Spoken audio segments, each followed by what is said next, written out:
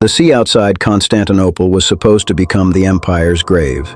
By the late 7th century, the Byzantine Empire was no longer the giant it had once been. Syria was gone.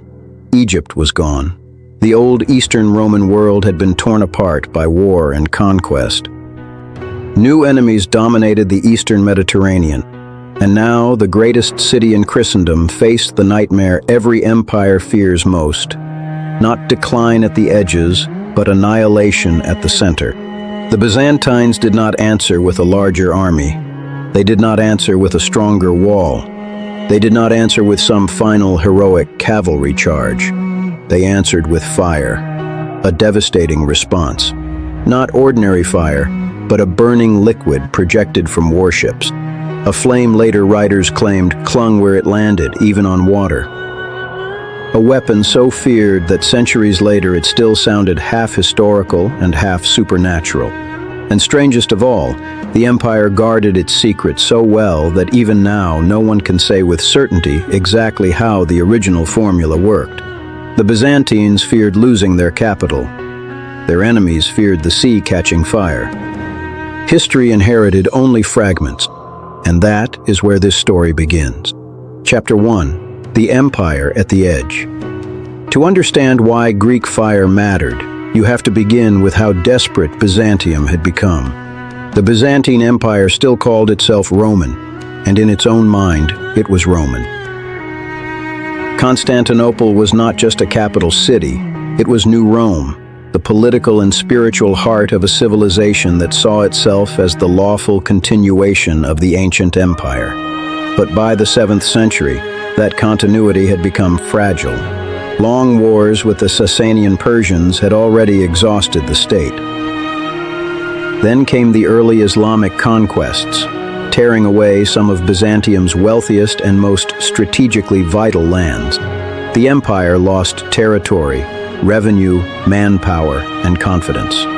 What had once been the eastern half of a world empire became something leaner, harder, and far more anxious. That kind of loss changes everything. When an empire is expanding, mistakes can be absorbed. When an empire is shrinking, every defeat feels terminal. Every frontier becomes more exposed. Every failed defense makes the next invasion more dangerous. And then the sea became the next battlefield. That mattered because Constantinople was uniquely strong and uniquely vulnerable at the same time. On land, the city was shielded by walls that had frustrated invaders for centuries. But on the water, survival depended on control, maneuver, and nerve. If an enemy fleet could dominate the approaches to the capital, blockade the city, and coordinate with pressure on land, the empire's apparent invincibility could vanish very quickly. Greek fire did not appear in an age of easy victory. It emerged when Byzantium was cornered. And cornered states begin to value asymmetry. They value any advantage that can make a weaker power feel stronger than it is. That is what Greek fire was. Not magic, not myth. Leverage. When modern audiences hear the phrase Siege of Constantinople, they usually think of 1453, the city's final fall. But centuries earlier, Constantinople had already survived existential assaults that could have ended the Byzantine state long before the Ottomans ever appeared. In the late 7th century, Arab fleets and armies brought sustained pressure to the capital. The city faced not just raids or distant threats, but the possibility of coordinated attack against the imperial center itself. That is why the emergence of Greek fire mattered so much. It took Roman institutions and adapted them to a harsher world. The story survives through chronicles, later descriptions, technical hints, and imperial memory. The closer we get to the supposed moment of invention, the less tidy the timeline becomes. The weapon is real. Its impact is real. Its strategic importance is real. But the exact moment when it took final form is harder to pin down. And that actually makes the story more believable. Empires rarely survive because someone suddenly unveils a piece of fantasy technology. They survive because they refine older knowledge into something more disciplined, more frightening, and more effective than their enemies can field. That was one of Byzantium's great strengths. Again and again, it took inherited systems and turned them into tools of survival. It took diplomacy and made it strategic delay. It took ceremony and made it political theater. Greek fire seems to have depended on more than ingredients. It depended on delivery systems, trained operators, controlled production, and state secrecy. It was less like a recipe than a military ecosystem. Greek fire fits that pattern perfectly. It was not just destructive, it was organized destruction. It was knowledge fused to state power. Chapter 3. The birth of Greek fire. The name most closely linked to Greek fire is Callinicus, or Callinicos, of Heliopolis in Syria. Later tradition describes him as a refugee fleeing the Arab conquest, a man who carried technical knowledge from a collapsing frontier into an empire fighting for its life. Whether every detail of that story is exact or not, the image is powerful.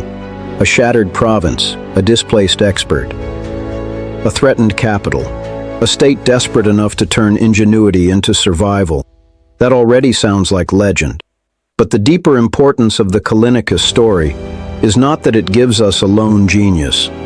It shows how knowledge migrates under pressure. Byzantium did not survive by preserving the past unchanged. It survived by absorbing people, skills, and techniques from a world breaking apart around it. If Callinicus truly played the role later sources assigned to him, then Greek fire was not simply a Byzantine invention in the narrow sense. It was the product of crisis, displacement, adaptation, and state organization. That matters because it changes how we think about invention. The Romantic version says one man discovers a secret formula and changes history. The more likely version is more interesting. An empire under extreme pressure recognizes the military value of specialized knowledge and builds an entire operational system around it. That helps explain why Greek fire was so hard to copy. Even if an enemy captured equipment, fragments of material, or second-hand descriptions that would not necessarily reveal the whole weapon, what had once been the eastern half of a world empire became something leaner, harder, and far more anxious. And ecosystems are much harder to steal than formulas. Greek fire was not the first incendiary weapon in history.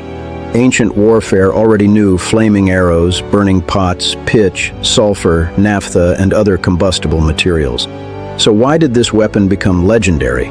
Because it appears to have done something earlier. Fire weapons could not do nearly as well. It weaponized projection with lethal precision.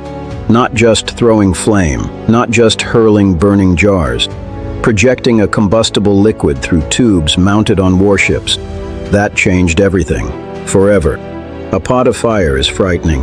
A stream of burning liquid is worse. Now the weapon has reach, direction, shock, repetition. A ship carrying such a system is no longer just a transport platform or a ram. It becomes a mobile engine of terror. As for the mixture itself, caution matters. Most historians believe Greek fire was petroleum-based, probably centered on naphtha or crude oil, and likely enhanced with materials such as resin, pitch, sulfur, or similar additives. Some theories also suggest quicklime may have played a role in ignition or reaction. And no scholar can claim certainty about the original composition. We can form plausible reconstructions. We can approximate the class of weapon. We can model likely ingredients and mechanisms. That uncertainty is not a weakness in the story. It is one of the reasons the story still lives.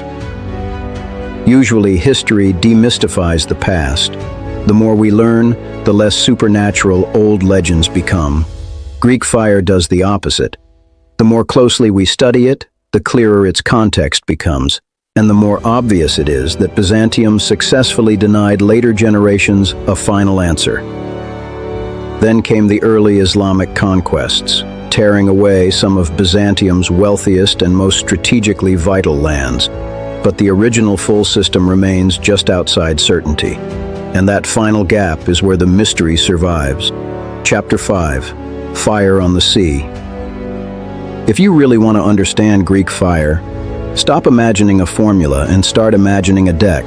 Smoke drifting across the surface. Men shouting over the crack of missiles and the crash of timber. Boarding hooks ready. Panic always one mistake away. Oars biting the water. Hulls turning. Sails straining. A shattered province. A displaced expert. Now add a weapon that spits burning liquid. Greek fire was apparently projected through metal tubes mounted on the bows of Byzantine ships. Later descriptions emphasized not only the flame itself, but its persistence, burning as it spread, sticking to surfaces, and resisting ordinary efforts to put it out. In naval warfare, that is catastrophic. Wooden ships are already vulnerable. Their rigging burns, their sails burn. Their seams are sealed with flammable materials. Their crews are packed into tight spaces with almost nowhere to escape. A weapon that throws sticky fire into that environment does more than damage a target. It unravels command. Once the flames spread, discipline collapses. Rowers abandon rhythm. Sailors push away from the blaze instead of toward their stations. Officers lose control. Confusion becomes deadlier than the first strike.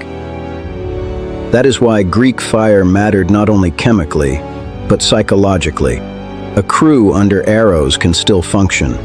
A crew facing ramming can still row. A crew preparing for boarders can still fight. But a crew watching fire spread across wet wood, rope, sail, and skin enters a different mental world. Fear overrides command. Survival instinct replaces formation. The battle stops being tactical and becomes primal. Later accounts even describe the weapon emerging with a terrible roar, sometimes through decorated siphons shaped like beasts' heads. Whether those details belong to the earliest version or later refinements, the underlying truth is clear. This was theater weaponized, through and through. A sailor did not need to understand the chemistry. He only needed to see flame erupting from the mouth of a bronze monster across the water. And that was enough. Fear concentrated into a weapon. When modern audiences hear the phrase Siege of Constantinople, they usually think of 1453, the city's final fall. That timing matters as much as the weapon itself. Greek fire appeared during a reign when Constantinople was under extraordinary pressure. This was not an age of secure imperial confidence.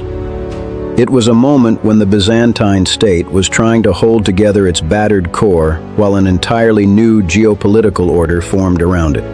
If Constantinople had fallen then, the consequences would have been enormous. The Byzantine state might have fractured beyond recovery. The Roman imperial tradition in the East might have ended centuries earlier. A vast stretch of medieval political and religious history would have looked very different. In that setting, Greek fire becomes more than a battlefield tool. It becomes a survival technology. That does not mean it single-handedly saved Byzantium. No serious reading of history should make that claim. The empire survived because of walls, fleets, leadership, logistics, state resilience, and the limitations of its enemies as well. But Greek fire clearly mattered. Used at sea, it gave Byzantium an advantage out of proportion to its size. It allowed a pressured empire to turn naval combat into panic, and panic into survival. That is why later generations remembered it so vividly, and why historians still treat it as one of the most important military advantages the empire ever possessed. Greek fire was not merely a spectacular weapon. It was a guarded advantage that helped an empire stay alive. And its importance did not end in one dramatic episode. It appears again in later centuries, under later emperors, against later enemies. That longevity matters. A myth can explain a single victory. A weapon system that reappears across generations is something else entirely. It means Greek fire was not a desperate accident. It became part of Byzantine military identity. Chapter 7, The Secret Imperial System. Here is the deeper insight. Greek fire was dangerous not only because of what it did on impact. It was dangerous because Byzantium understood the value of denying knowledge. The empire guarded the weapon with extraordinary care. Later, imperial tradition treated the secret almost as a sacred monopoly, something to be manufactured under tightly controlled conditions and protected from foreign eyes. That tells us a great deal about Byzantine strategic culture. This was a state that often survived by managing information better than its enemies. It relied on diplomacy, intelligence, ceremony, restricted access, and calculated displays of power. It knew how to appear stronger than it was. It knew how to turn reputation into leverage. And it understood that one carefully guarded advantage could outweigh brute force. Modern powers often think in terms of scale. Byzantium thought in terms of asymmetry. If you possess one weapon the enemy does not understand, one capability that can preserve the capital, then spreading that knowledge is madness. Under those conditions, secrecy is not a secondary feature of power. It is part of power itself. That is why secrecy was not merely attached to Greek fire. Secrecy was one of its active ingredients. The more enemies feared it, the larger its legend became. The less they understood it, the harder it was to counter. The harder it was to counter, the more valuable imperial silence became. In that sense, Greek fire was not just a chemical weapon. It was not just a naval weapon. It was an information weapon too. And that may be the most Byzantine thing about it. Chapter 8, The Formula That Vanished. The strangest part of the story is not that Greek fire existed. It is that it vanished. Despite repeated use over centuries, despite the number of wars in which it appears, despite all the fear it inspired, the complete original formula and full operating system did not survive. Later generations inherited descriptions, fragments, and theories, but not the whole secret. That loss may have been caused by the same thing that made the weapon so effective. Perfect secrecy is brittle. If knowledge is shared too widely, enemies steal it. If knowledge is guarded too narrowly, catastrophe can erase it. By the time Constantinople finally fell in 1453, the Byzantine Empire had been reduced to a shadow of its former self. Territories had been lost. Institutions had thinned. Supply networks had weakened. Technical traditions may have decayed. The specialized chain needed to preserve Greek fire in its original form may simply have broken. Perhaps access to critical materials was lost. Perhaps the propulsion methods faded from use. Perhaps the last people who fully understood the system died before passing it on. Whatever the exact mechanism of disappearance, the irony is unmistakable. The Byzantines protected the weapon so well that when the empire finally died, the secret died with it. Modern scholars can do a great deal. They can reconstruct plausible petroleum-based incendiaries. They can test theories about siphons and projection systems. They can explain why the weapon was terrifying and how it may have worked in practice. But approximation is not recovery. We can imagine the class of weapon. We can model likely ingredients. We can understand its battlefield effects. What we cannot do is open a surviving Byzantine manual and eliminate the last uncertainty. That final door remains closed. Closing reflection. When people hear the phrase Greek fire, they usually imagine spectacle first. Burning ships, fire on water, medieval terror.